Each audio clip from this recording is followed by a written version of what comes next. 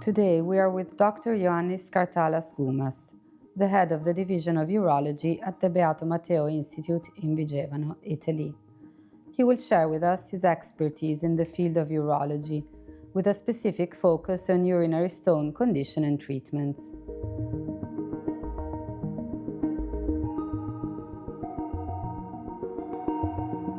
Dr. Goumas, welcome to this interview. Would you like to tell us more about your field of expertise? Well, first of all, thank you very much for this opportunity. My expertise and professional focus lie in minimally invasive surgical techniques for the treatment of urinary stones, benign prostatic hyperplasia, and urologic oncology, including prostate and kidney cancer. Throughout my career, I have been dedicated to advancing patient care through innovative and less invasive approaches, ensuring optimal outcomes while prioritizing patient safety and recovery. My work integrates cutting-edge technology and evidence-based practices to address complex urological conditions, making a meaningful impact on the lives of my patients. What is a struvite kidney stone? Struvite stones, also known as infection stones, are a type of kidney stone primarily composed of magnesium ammonium phosphate. They form in the presence of urinary tract infections caused by urease producing bacteria like Proteus mirabilis or Klebsiella. So these bacteria split urea into ammonia, raising the urinary pH, leading to the precipitation of magnesium, ammonium phosphate, and carbonate apatite.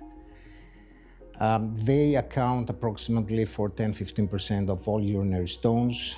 They're not so frequent, and they are characterized by their rapid formation and often staghorn morphology, filling the renal pelvis and calyces. They are also more often associated with recurrent urinary tract infections and are more common in women. In developing countries, individuals with urinary tract malformations or neurogenic bladders.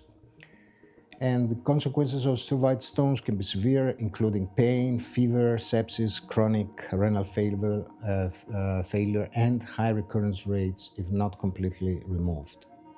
How can a struvite stone be treated? The primary goal in treating struvite stones is the complete removal of the stone burden, eradication of infection, and prevention of recurrences.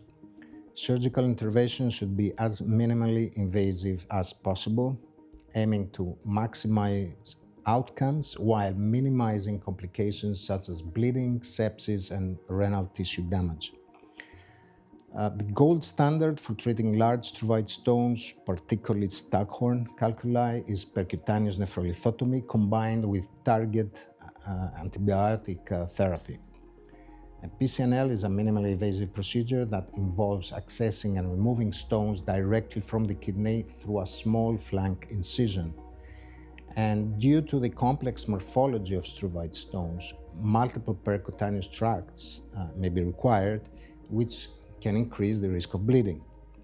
So to optimize outcomes, ureteroscopy may be combined with PCNL to access difficult to reach stones and reduce the number of tracts needed.